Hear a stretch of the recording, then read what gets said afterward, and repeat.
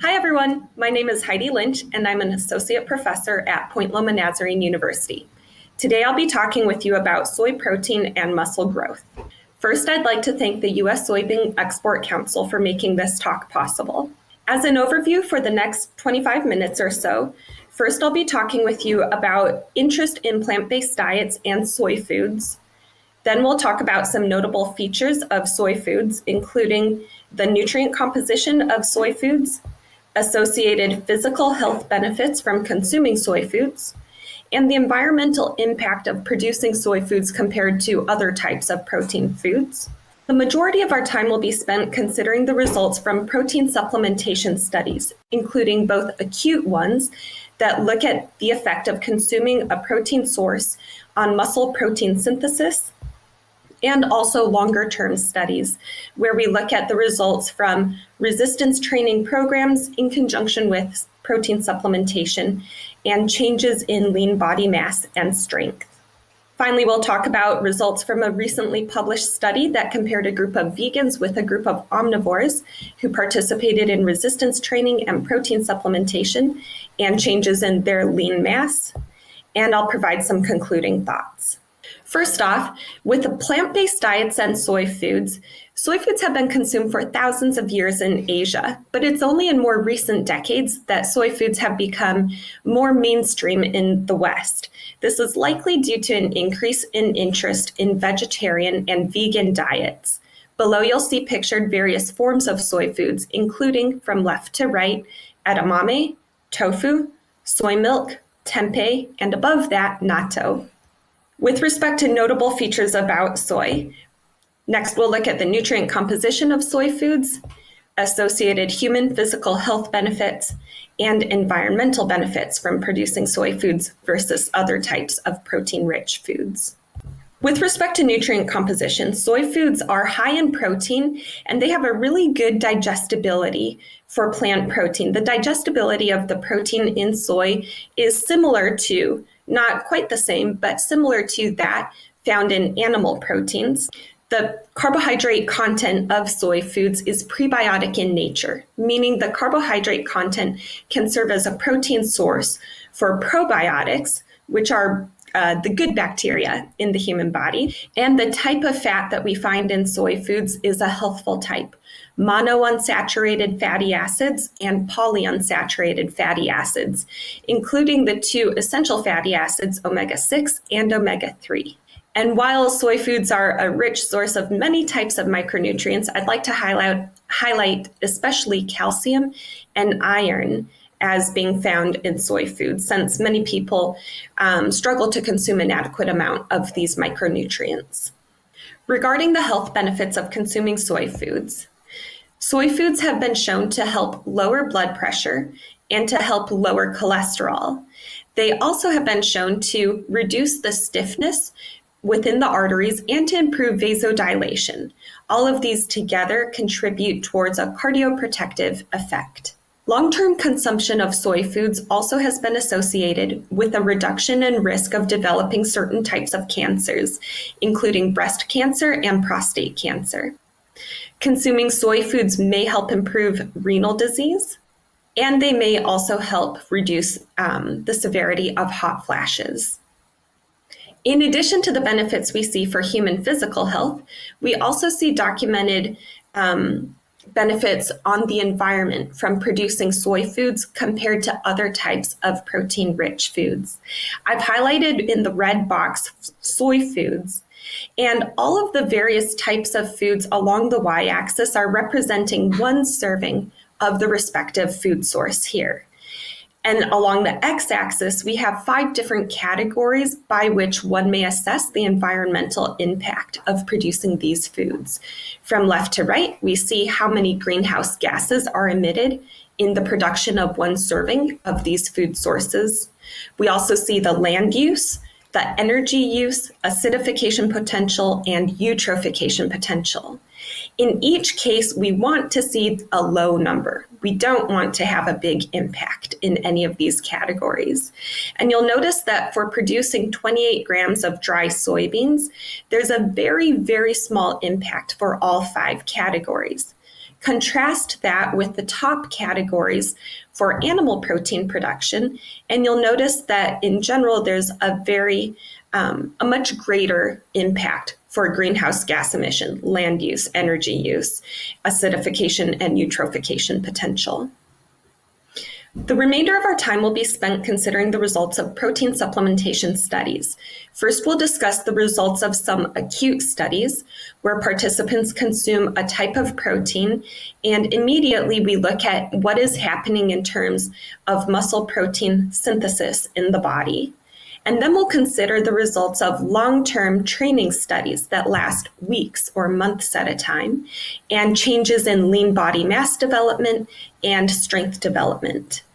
First, we'll look at the acute studies.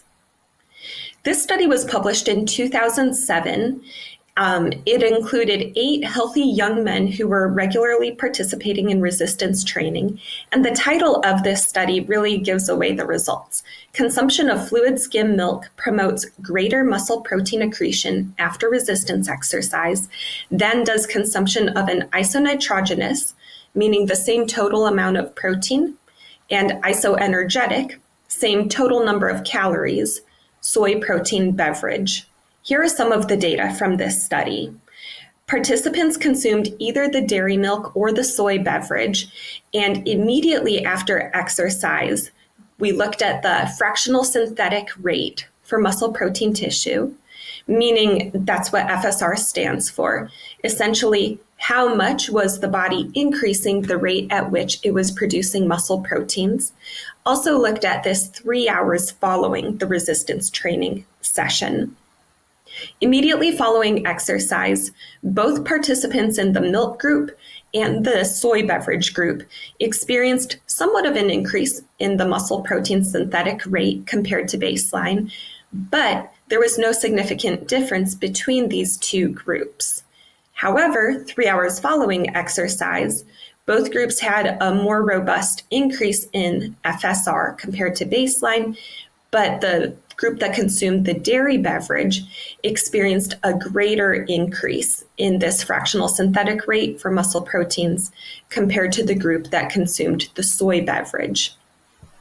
A follow-up study published in 2009 had a similar population, 6 healthy young resistance-trained men, and in this study they compared the effect of consuming either whey hydrolysate, casein, or soy protein isolate following resistance exercise on changes in muscle protein synthesis. So a lot of data in this slide here. Here's what they found. At rest, participants who were consuming whey protein and participants who were consuming soy protein experienced a greater increase in the fractional synthetic rate for muscle protein tissue compared to participants consuming casein. Although it was not statistically significant, participants who consumed whey protein actually elicited an 18% higher response compared to participants consuming soy. And again, both participants in the whey and soy groups had a higher response compared to those consuming casein. 3 hours following exercise, participants consuming either whey or soy still had a higher response with muscle protein synthesis compared to the participants consuming casein, but at this point in time, participants consuming the whey protein had a significantly higher response compared to those who were consuming soy. Now, if I were to leave you with just the results of these 2 acute studies, you may conclude that because consuming whey protein has shown to elicit a higher muscle protein synthetic response rate versus soy or casein, perhaps it would be advantageous to stick with whey protein for trying to promote anabolism. But this is not the end of the story, and it's important to look at the results of long-term training studies for actually seeing what happens over time when consuming these different types of proteins as a supplement in conjunction with resistance training. For that, we turn to the results of these training studies. I was part of a meta-analysis that was published in 2018, and you can see from the title of our paper here, no difference between the effects of supplementing with soy protein versus animal protein on gains in muscle mass and strength in response to resistance exercise. We did a number of different comparisons in this paper between consuming soy protein plus resistance exercise versus either whey or other types of animal protein with resistance exercise for changes in lean mass and for changes in strength, which were measured either by a 1 repetition maximum chest press or 1 repetition maximum leg press or squat. Here is what we found. This slide first shows the difference between consuming soy versus whey for changes in lean body mass. And again, all participants in these studies were engaged in resistance training. And there tended to be an increase in lean body mass to some degree, but notably no significant difference between either consuming whey or consuming soy in conjunction with the resistance training for promoting these changes in lean body mass. When we compare soy protein supplementation with any other animal protein supplementation, whey, dairy, beef, again, there was no significant difference between those two comparison groups for the changes experienced in lean body mass.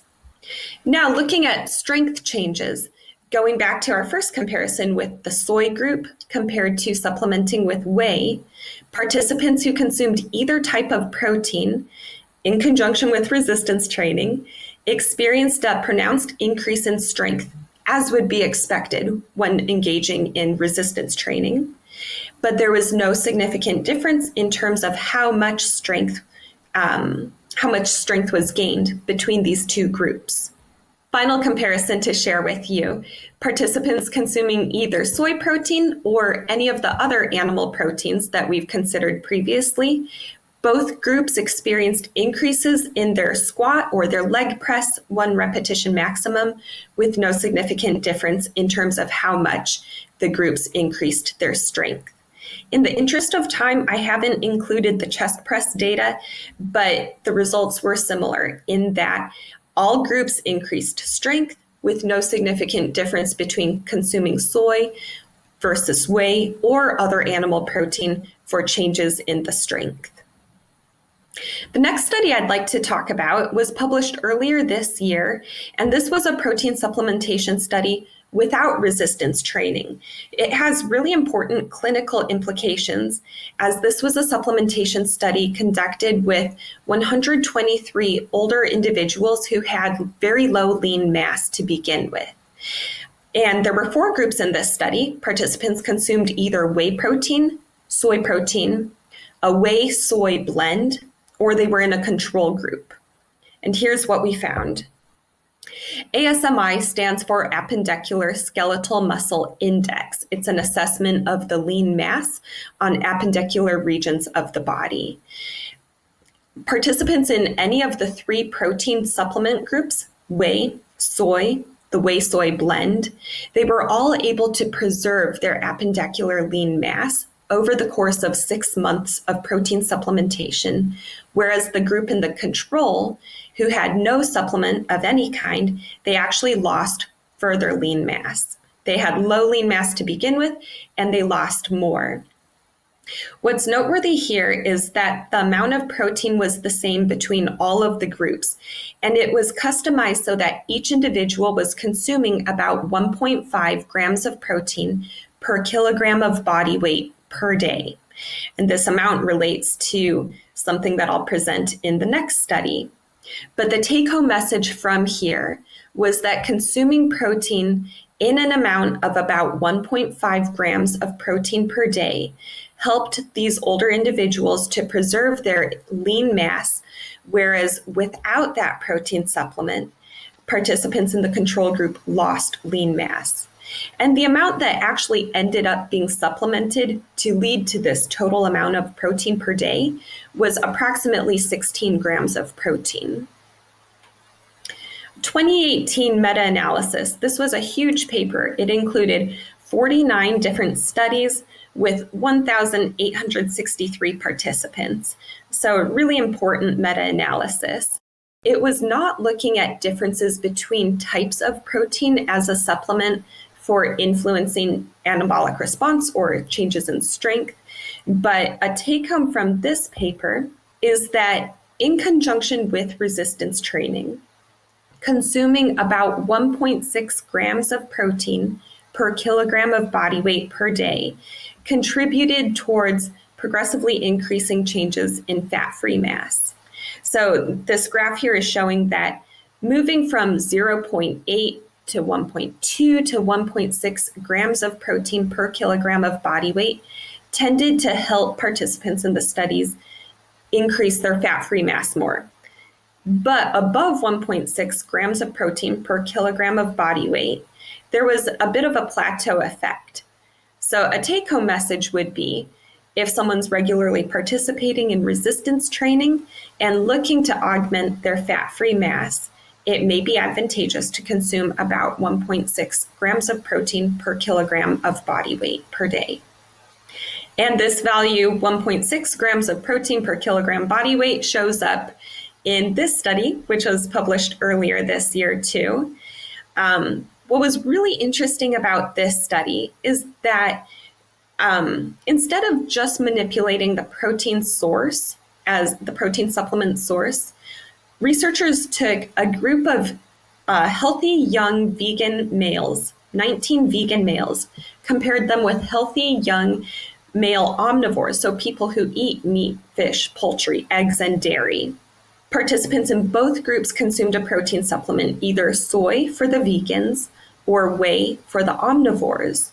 Everyone participated in 12 weeks of resistance training, and the researchers were looking for changes in lean mass among these men. And here we see the changes in leg lean mass. Participants in both groups increased their leg lean mass from baseline to 12 weeks following, but there was no significant difference between how much the vegans compared to the omnivores increased their leg lean mass. This is really noteworthy since vegans, they don't eat any animal-sourced foods at all. So not only have we seen, as with previous studies, no significant differences for changes in lean mass between soy protein versus whey protein, but we also see for someone eating a fully plant-based diet, supplementing with soy, compared to someone eating a meat-containing diet, supplementing with whey, so that everybody was consuming about 1.6 grams of protein per kilogram of body weight. There were no significant differences for the amount of lean mass changes. This leads me to some conclusions. First, some acute studies do show that consuming whey protein stimulates muscle protein synthesis to a greater degree than the same amount of soy protein. But a meta-analysis from 2018 of long-term supplementation plus resistance training studies shows no significant differences between supplementing with either soy or an animal protein for changes in lean mass or strength. It appears that total protein intake per day is more important than the protein source for promoting anabolism and preventing lean body mass loss. This is true even for vegans compared to omnivores. Lastly, soy foods are healthful, they are environmentally sustainable, and can be part of a diet that adequately promotes anabolism in conjunction with resistance training. Here are the references for studies throughout the talk. And if anyone has questions, please feel free to reach out to me at my email address provided below. Thank you for your time.